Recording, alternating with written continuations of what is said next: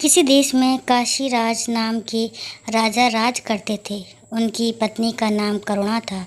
उनका जन्म राजवंश में हुआ था।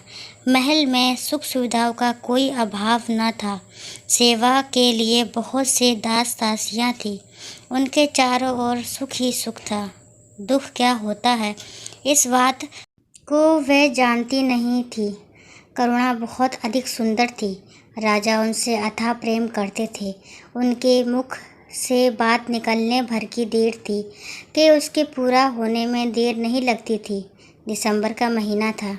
कड़कड़ाती ठंड पड़ रही थी। एक दिन रानी ने वरुणा नदी में स्नान करने का निश्चय किया। राजा ने आज्ञा दी कि वरुणा नदी की ओर जाने वाले सारे मार्ग रोक दिए जाएं और सभी घाट खाली कर दिए जाएं। आदेश होते ही सभी मार्ग रोक दिए गए। नदी के तट व घाट निर्जन हो गए। जो लोग घाटों के पास झोपड़ियां बनाकर रह रहे थे वे भी उन्हें छोड़कर चले गए। अब वहां केवल पक्षियों की कलकलाहट सुनाई दे रही थी। रानी अपनी सखियों के साथ घाट पर पहुंची। वरुणा नदी के तट पर उनका हास परिहास गूंजने लगा। उस समय पूर्व दिशा में सूर्य उग रहा था। रानी ने अपनी सखियों के साथ नदी की झिलमिल करती धारा में स्नान किया। पानी बहुत ठंडा था। ठंडे पानी में स्नान करने के कारण रानी बुरी तरह ठिठुर गई और थर-थर काँपने लगी।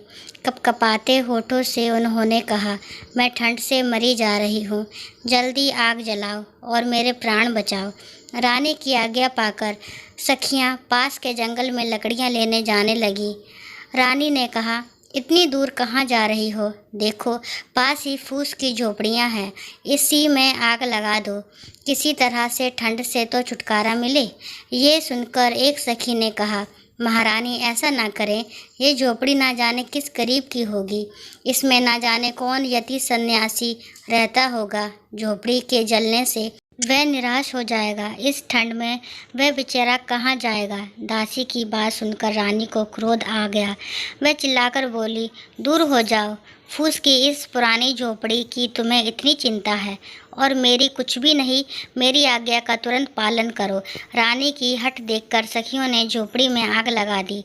झोपड़ियाँ धू-धू करके जल उठी। आग की लपटें आकाश छूने लगी। नदी के किनारे खड़े पेड़ों पर बैठे हुए पक्षी कोलाहल करते हुए आकाश में उड़ गए। आग की चिंगारियाँ एक झोपड़ी से दूसरी झोपड़ी पर गिरने लगी। आग चारों ओर फैल गई। थोड़ी ही देर में घाट को सभी झोपड़ियाँ जलकर राख हो गई। ठंड से कांपती रानी को आग की लपटों की गर्मी बहुत अच्छी लगी। आग तापकर रानी अपनी सखियों के साथ हास परिहास करती हुई राजमहल में लौट आई। अगले दिन काशीराज अपनी राजसभा में न्याय आसन पर बैठे ही थे कि जिनकी झोपड़ियाँ रानी ने जलवा दी थी वे राज दरबार में आ पहुँचे। रोते हुए रूंधे गले में उन्होंने राजा से अपनी दुख भरी कहानी सुनाई। अपनी प्रजा की बातें सुनकर राजा का सिर लज्जा से झुक गया। उनका चेहरा क्रोध से तमतमा उठा। वे सभा से उठकर एकदम राजमहल में चले गए। रोषपूर्ण स्वर में राजा ने कहा, रानी, तुमने निर्दोष दीन दुखियों के घर जला दिए। ये तुम्हारा कैसा राजधर्म है? ये सुनते ही रानी रूठकर बोली, उन फूस की पुरानी टूटी फूटी झोपड़ियों को आप घर कह रहे हैं? उनके न रहने से किसी को क्या हानि हो सकती है? और अगर होगी भी तो कितनी? अपनी रानी के एक क्षण के प्रमोद के लिए तो लोग ना जाने कितना धन खर्च कर डालते हैं और आप घास फूस की झोपड़ियों के लिए इतना क्रोध कर रहे हैं।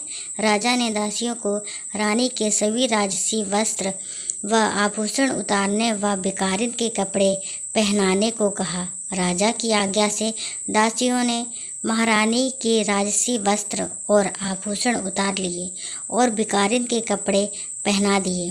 रानी को राजमहल से बाहर ले जाकर राजा ने कहा, जाओ दीन होकर घर घर भीख मांगो।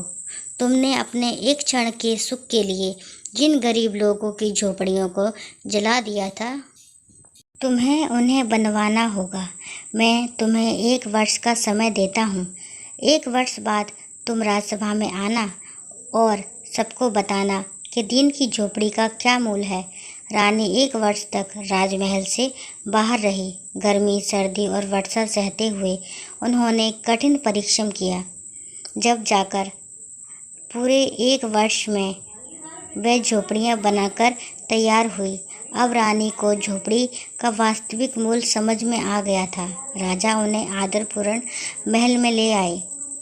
अगर ये कहानी आपको पसंद आती है तो प्लीज़ इस कहानी को लाइक, शेयर और सब्सक्राइब करना ना भूलें। और कहानी को सुनने के लिए थैंक यू।